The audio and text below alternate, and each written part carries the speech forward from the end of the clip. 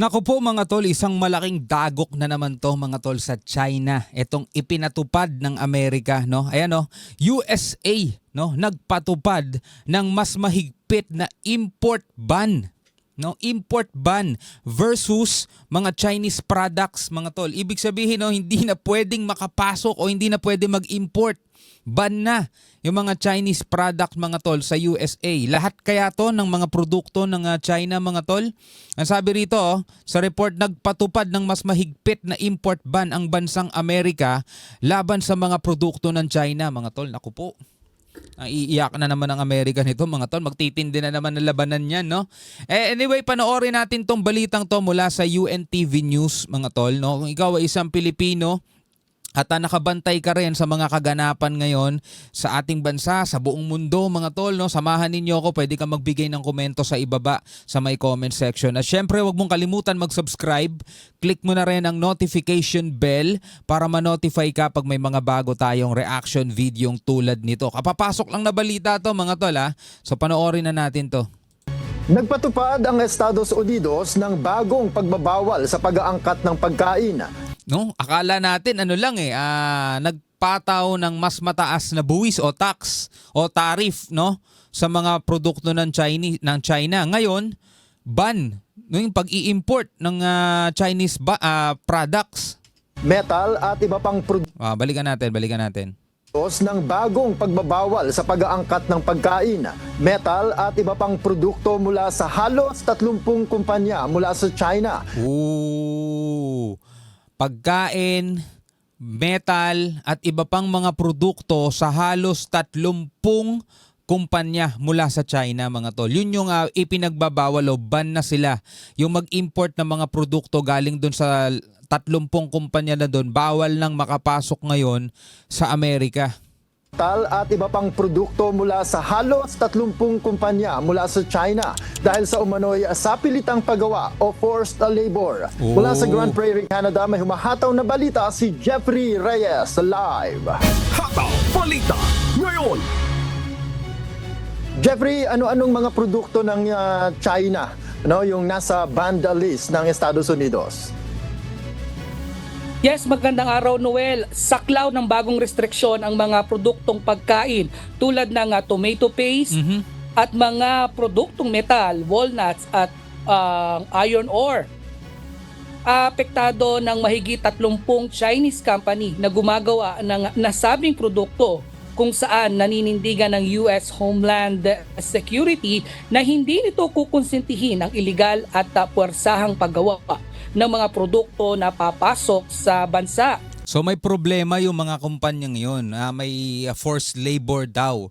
At ang sabi ng Amerika ay yun ang dahilan nila. No? Hindi daw nila kukonsentihin yung mga maling gawain na yun ng kumpanya na to mga tol. No? Sa ibang mga produkto ng China na pwede pa rin pumasok sa kanilang bansa, mas mataas ang tariff. No, sa iba naman, etong 30 kumpanya na to, nahanapan sila ng butas mga tol, nahanapan sila ng kaso.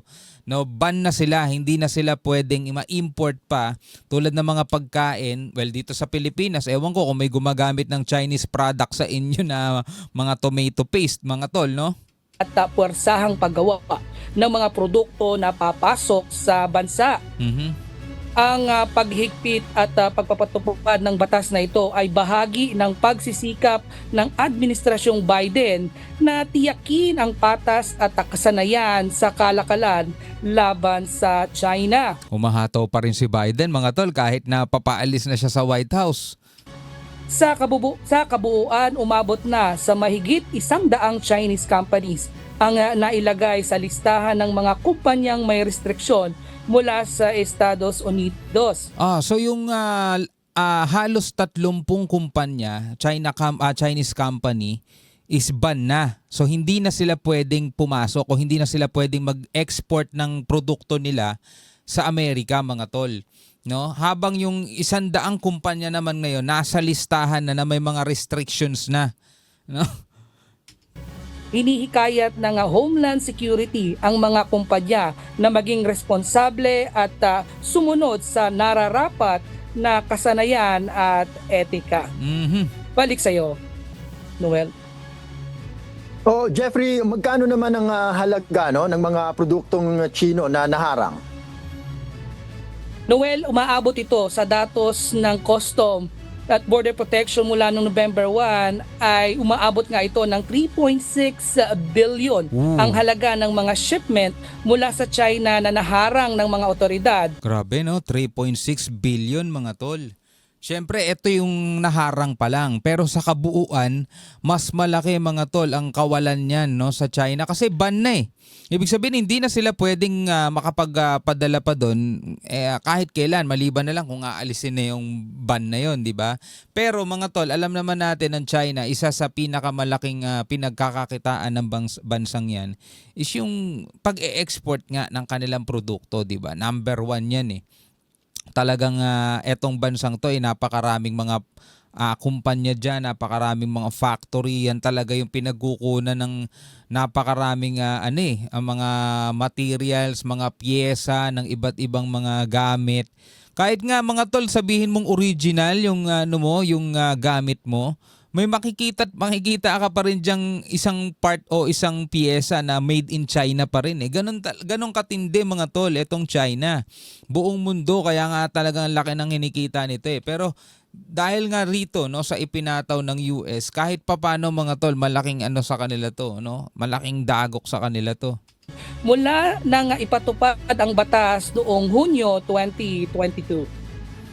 Sabi nga dun sa may napanood ako, yung mga Swiss, Swiss made na mga relo, 'di ba? Maliban sa Rolex pero yung ibang mga Swiss brand, mga na relo, may mga part 'yon, may mga piyesa doon na made in China.